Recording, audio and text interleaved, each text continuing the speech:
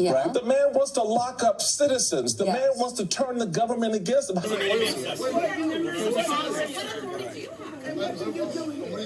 Members of Congress were locked out of the Department of Education this morning. Who are you,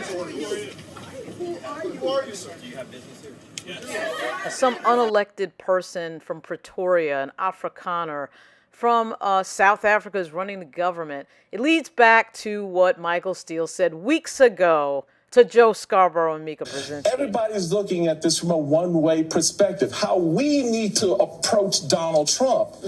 How the hell is he approaching us? Right? The man wants to lock up citizens. The man wants to turn the government against them. How are we to respond to that? And of course, that becomes the biggest question for the Democrats and the opposition. What do you do? How do you push back against Donald Trump and this person that he's got that nobody voted for running the federal government? So far, it's been a legal strategy. A lot of lawsuits are flying. But as you can see, they're ignoring that. They're doing psychological warfare. They're laying people off. They're closing USAID, and they're headed for the Department of Education. I've sent the Assistant Secretary a letter alerting her that we would be here today, and we've asked her for a meeting. What are you doing here? Security responsibility. Get out of we pay you. We pay to security. We pay you. We're members of Who are you?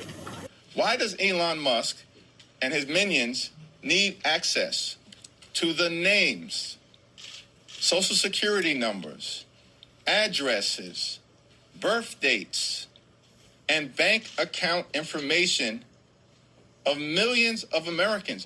The Democrats are just starting to get real about telling everybody what exactly is going on here. It's not that people don't know it hasn't been reported, but they really need to turn up the amplification. I think we got, well, I'm telling you something that you seem to forget. Now you're finding out, you dumb fucking idiots. Now you're just figuring this shit out. And as you can see, this is a time where the media is going to do absolutely nothing except go along with the bid. Of course, if you're a multimillionaire anchor on some, news show, you don't have anything to lose. So Joe Scarborough, it doesn't matter to him.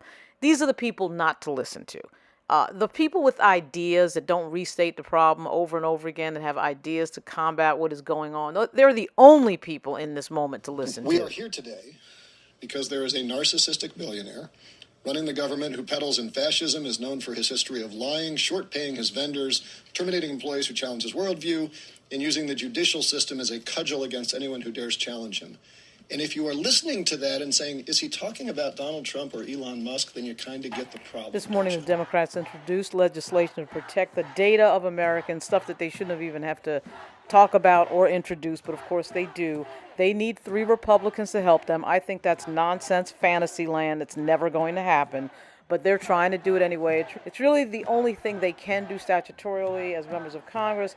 The lawsuits have to come from other people because the government, the House, cannot sue the executive branch. I don't want to go down that whole thing. I would just say this. They're doing what they can do. But the other thing that they can do is amplification of communications.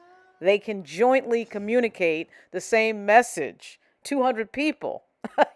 250 people about. So that should be happening, and it's not for some reason in Congress on the Democratic side. That needs to be fixed. That needs to be fixed immediately for them. And there's some big, huge, hulking talking points sitting out there, some low-hanging fruit with regard to what the Afrikaner Nepo-Nazi from Pretoria is doing with the information of Americans. It's right there for them, a big, fat ball on a tee, and the Democrats really haven't hit it as hard as you might think on day 18 of the Trump presidency. This is Lauren Burke, and I'll be back soon. The actions that Musk and his IT goons have taken they're illegal, very clearly illegal, but so far unprosecuted actions, have already compromised millions of Americans' privacy and data security. And if you want to understand how nervous you should all be, think about how hard Donald Trump worked to protect his tax returns from becoming public, even under a legitimate subpoena from the House of Representatives. Why do we think that Elon Musk and Donald Trump would like to have access to your home address, your bank records, your history of charitable giving, alimony payments you may have made, child care payments you may be making, all of this private information that you would like? Why do we think they want that information?